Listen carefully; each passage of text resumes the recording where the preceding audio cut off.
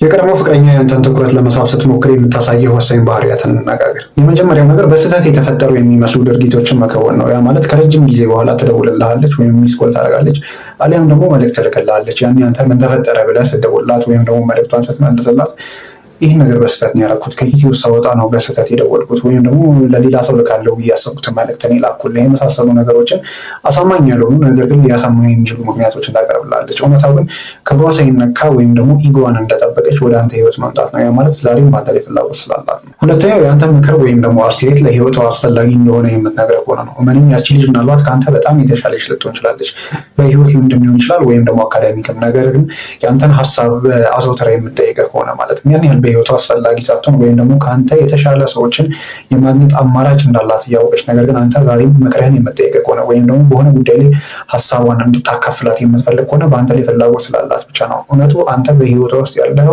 የተሻለው ወንድ ወይም ደግሞ የተሻለው ሰው ስለሆንክ አይደለም። ነገር ግን ከአንተ ጋር ያላትን ሪሌሽንሽፕ ማስቀጠል ትፈልጋለች። ስለዚህ አንተን የተሻለ ስሜት እንዲሰማ ወይም ደግሞ እንዴት ነው መሰለህ፣ ወንዶች አንዳንድ ኢጎቸውን ከፍ የሚያደርግላቸው ሰው የመውደድና የመቅረብ ምርጫ አላቸው እና ምናልባት ያቺን ፓርት ልጠብቅ ሊሆናል። ስለዚህ በአንተ ላይ ፍላጎት ስላላት ነው እንጂ አንተ የተለየህ ወይም ደግሞ በጣም ጥሩ መካሪ ስለሆንክ አይደለም፣ በአንተ ላይ ፍላጎት ስላላት ነው። ሶስተኛው ነገር የሀዘን ስሜትን የሚያንጸባርቁ መልእክቶችን አብዝታ ሼር ማድረግ ከጀመረች፣ ይህንን በቴሌግራም ፕሮፋይሏ ሊሆን ይችላል ወይም ደግሞ በየትኛው ሶሻል ሚዲያ አካውንቷ ላይ አብዝታ የምትለቅ ከሆነ ማለትም አባባሎችን ወይም ደግሞ የሀዘን ያለባቸውን ፒክቸሮች አብዝታ የምትለቅ ከሆነ ያንተን ትኩረት ለመሳብ እየሞከረች ነው።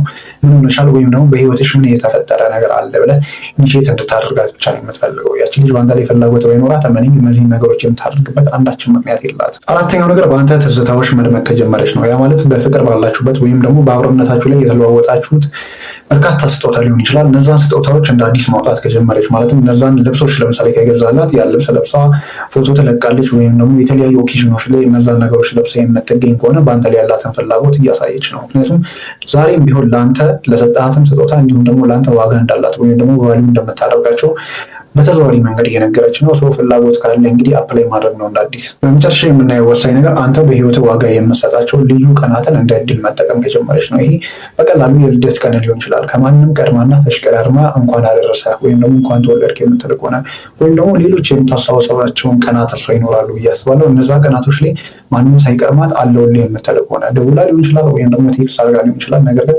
እንዳስታወሰች ወይም ደግሞ እንዳሰበች የምታሳወቅ ከሆነ ያቺ ልጅ ዛሬም በህይወትን መመለስ ትፈልጋለች ወይም ደግሞ ዛሬም መራቀች እንጂ አንተ ናት። ምናልባት አንተም በሷ ላይ ፍላጎት ካለህ እና ሙሉ ለሙሉ እንድትመለስ የምትፈልግ ከሆነ እነዚህ ከላይ የጠቀስኳቸው ነገሮች ካስተዋልክ እመኔ ዳግም ወደ ራስ ማምጣት ትችላለህ። ፍቃደኝነቷ ሙሉ ለሙሉ የተረጋገጠ ነው። መሳብ ብቻ ነው የሚጠበቅበት።